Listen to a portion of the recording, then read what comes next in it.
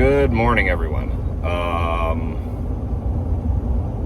My name's Scott. I'm an aircraft mechanic, and today we are kind of doing a follow-up from my last video.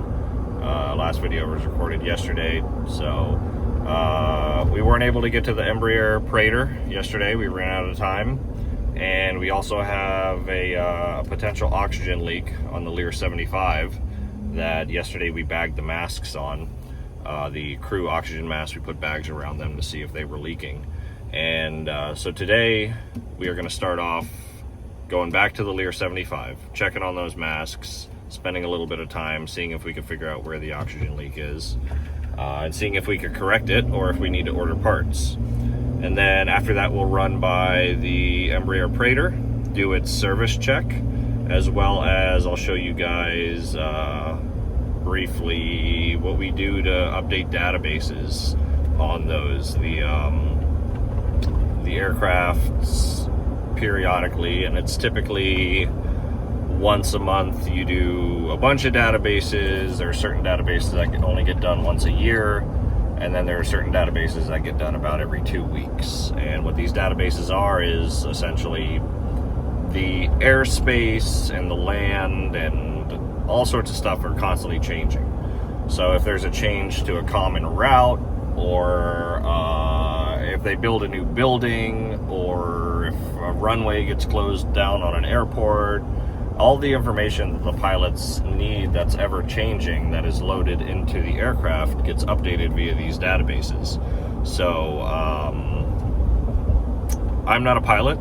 I don't specifically know what all of the databases are and what they do, but I know how to load them. I'll describe the ones that I do know, and we'll get that done at the back half of today. But for right now, we're gonna head up to the first airport and try to see if we can figure out what's going on with the oxygen on this Lear. So I'll catch you guys when I get up there.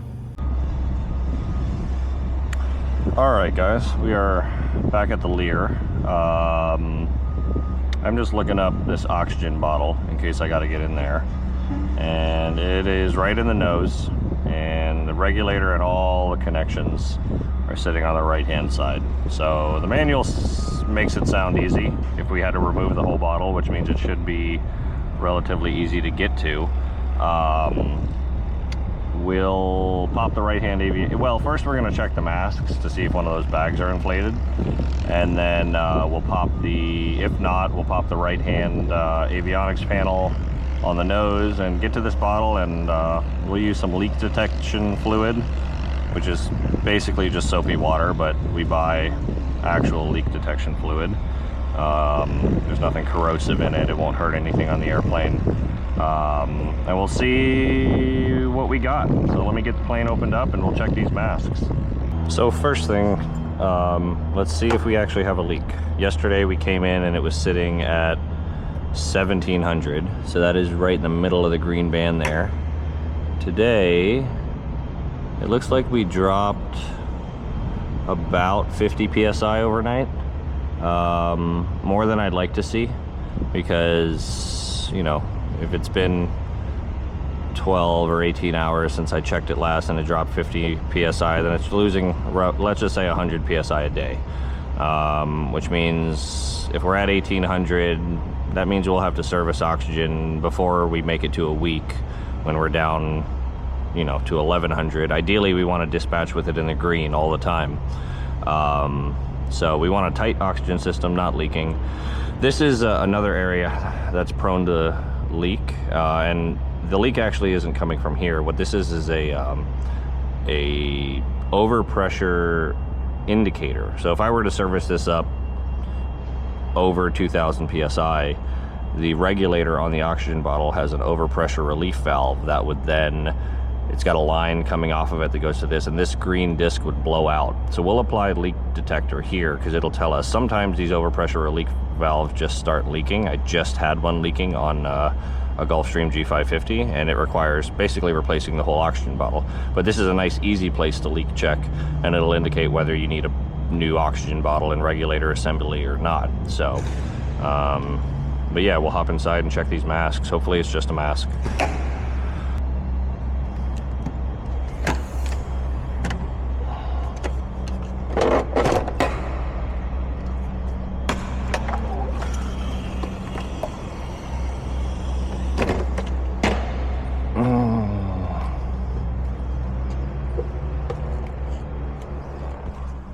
So, these bags are not what I would call inflated enough to justify me changing one of these masks to where there's a leak. Are they a little puffier than yesterday? Yes, but that could simply be, this isn't a perfect seal.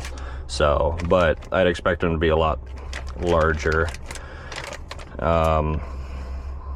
more inflated if we had an actual leak. So, we'll get started with accessing this oxygen bottle and trying to find the leak.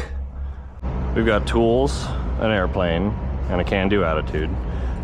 Before we go completely crazy accessing the oxygen bottle, there are 3 places I want to check because they're easy to get to.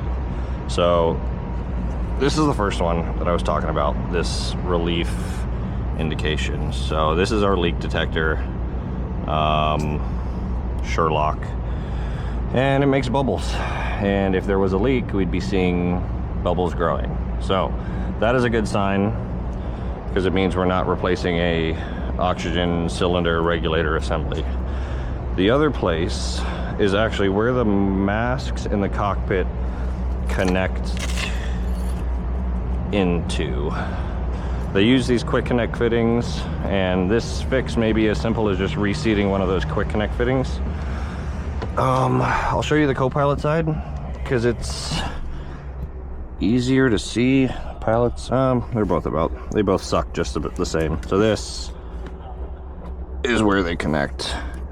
I'll just soap this down. Let's remove the microphone jack, and I'll apply. And we're looking for bubbles that are growing, and I don't see any.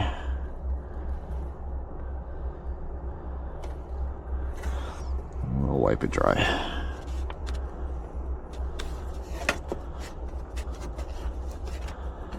We'll do the same on the pilot side. Oh, let's plug this back in before I forget.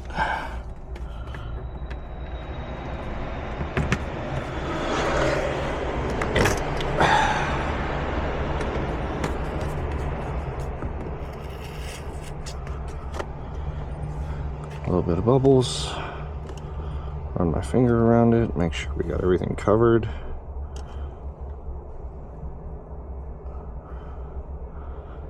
I'm not seeing anything changing. So, unfortunately, it is not at one of the easy areas. So we will access the oxygen bottle and go from there.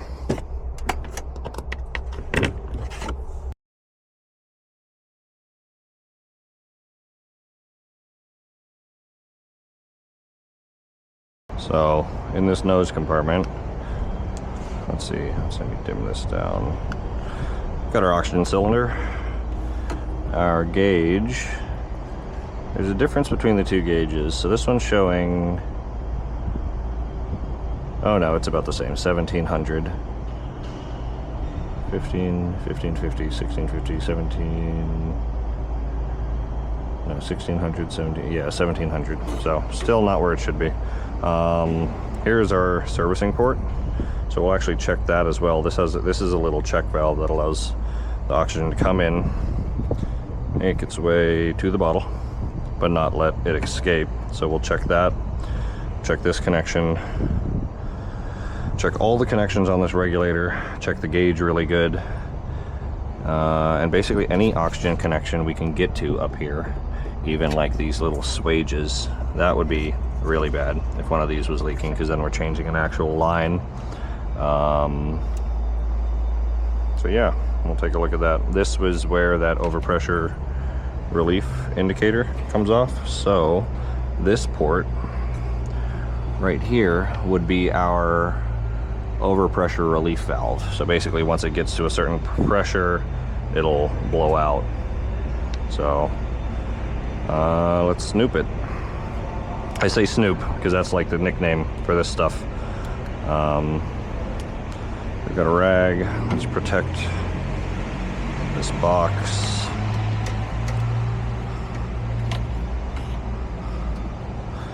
And let's go nuts within reason. So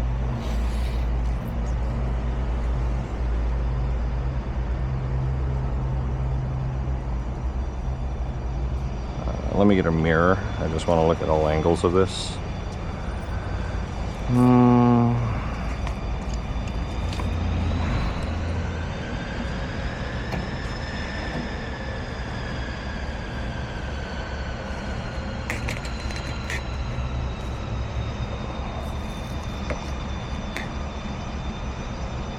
And that's good. Our gauge.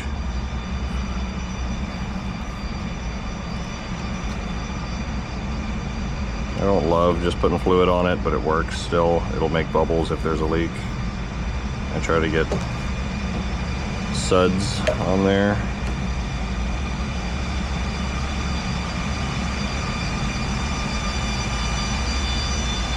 That looks good. Get this connection right in here.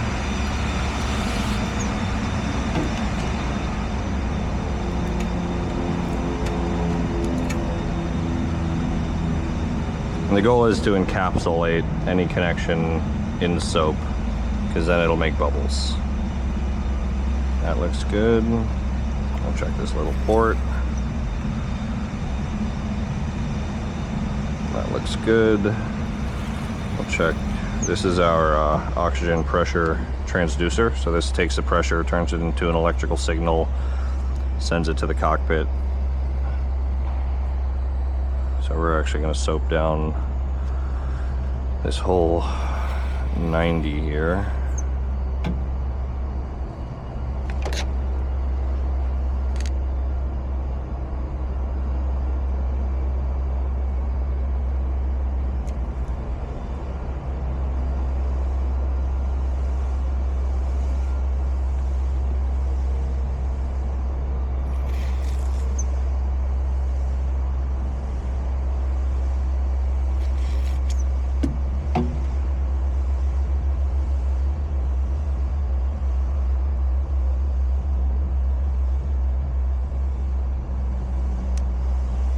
Good.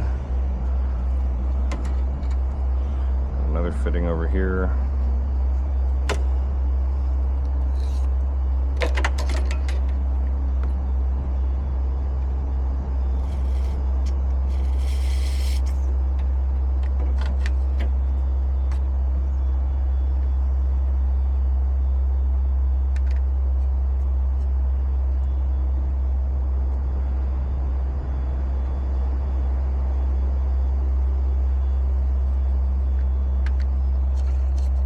Wage fitting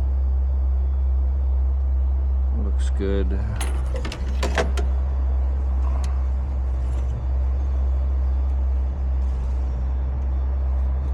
this little relief valve here. I like to have a tube so that I could point the bubbles, but I don't have one with me right now. You could attach a tube to the tips of these bottles.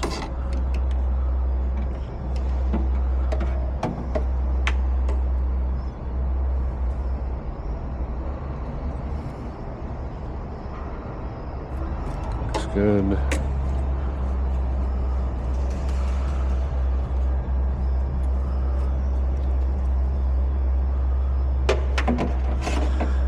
And there shouldn't be any gas escaping through this line, but I do want to get the connection where the overpressure relief valve is. I'm going to disconnect this cannon plug for a minute so I can get in here, apply a bunch of suds, wipe them around the entire connection where it meets the bottle.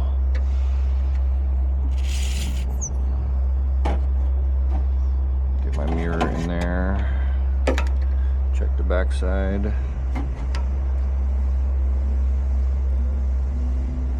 Nothing there.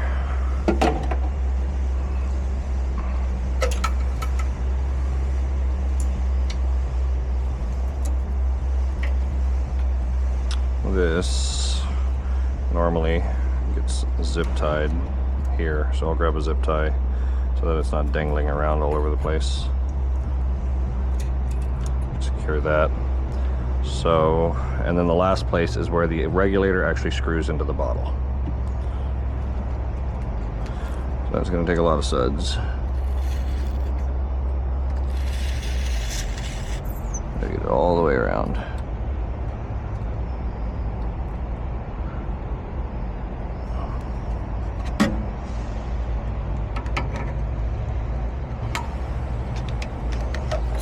And I see suds all the way around where the regulator meets the bottle, and I see nothing blowing out.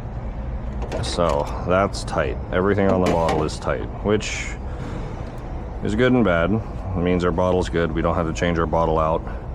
Not that it would be difficult. I almost wish it was something on here, because changing the bottle's easy, it looks like. So now we'll go down the line. This can be reconnected. Make sure it's not wet. Nope, we're good.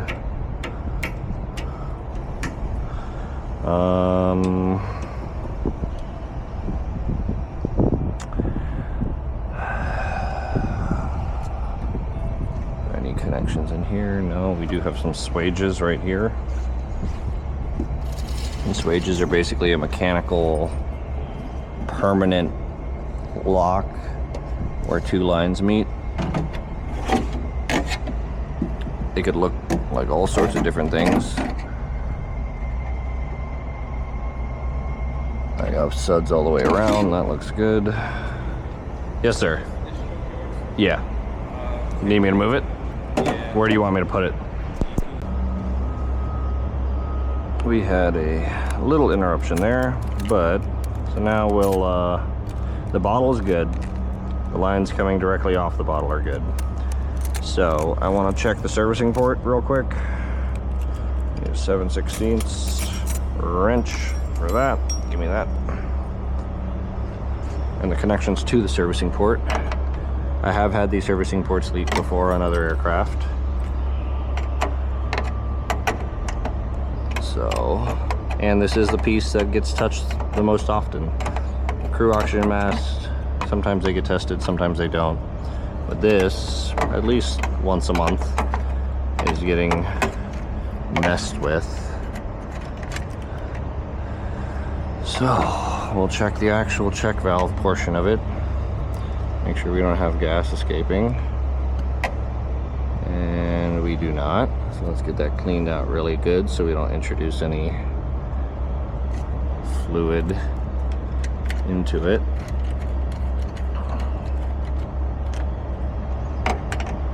And snug it up. And we'll check the back side. This connection right here.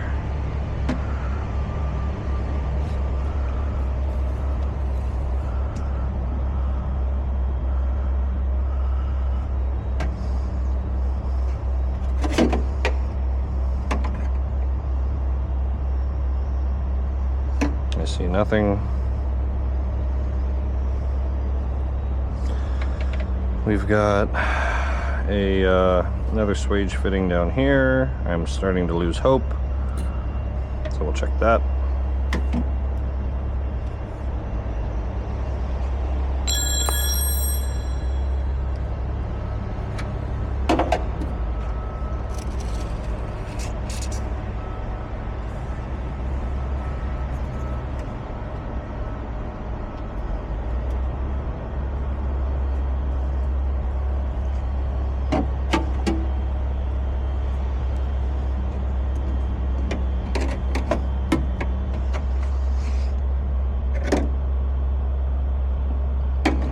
Bubbles being made. So everything from here forward is tight.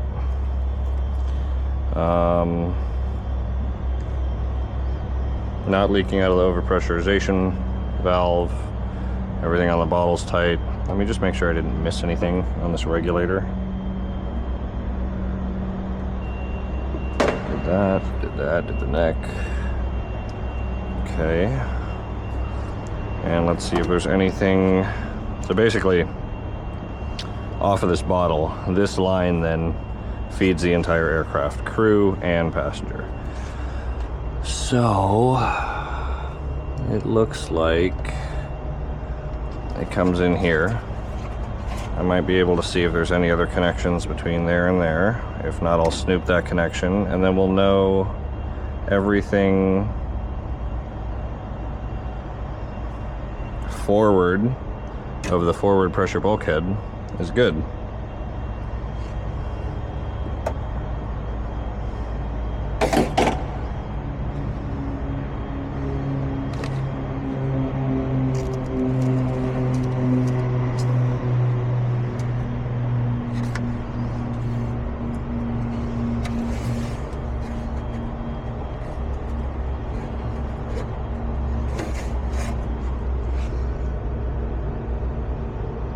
See nothing growing.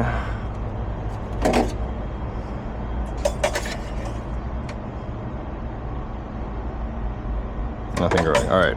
So everything up here is good. We can close this up.